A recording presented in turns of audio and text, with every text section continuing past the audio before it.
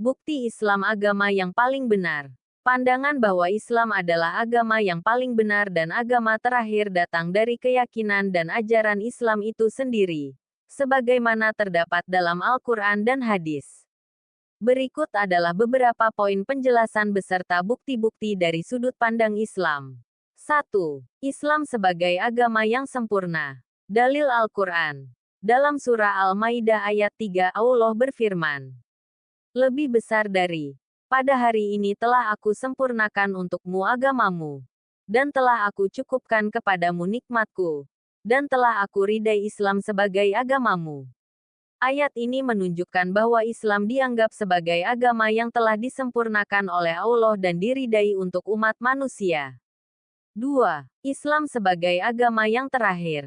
Nabi Muhammad sebagai nabi terakhir. Dalam surah Al-Ahzab ayat 40 Allah berfirman, lebih besar dari Muhammad itu sekali-kali bukanlah bapa dari seorang laki-laki di antara kamu, tetapi dia adalah Rasul Allah dan penutup para nabi.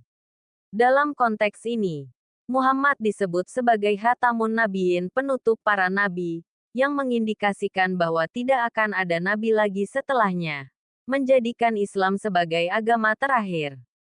3. Keselarasan dengan agama-agama sebelumnya. Islam mengakui keberadaan nabi-nabi sebelumnya seperti Musa, Moses, Isa, Yesus, dan nabi-nabi lainnya.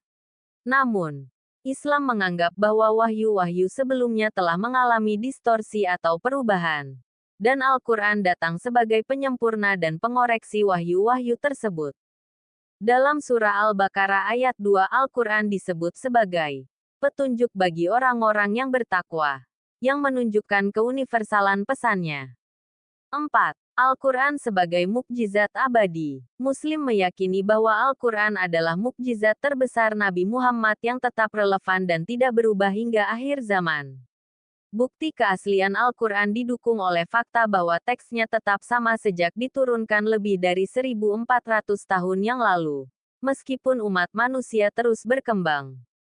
5. Keunikan syariat Islam. Islam menawarkan aturan yang mencakup berbagai aspek kehidupan, termasuk spiritual, sosial, ekonomi, dan politik.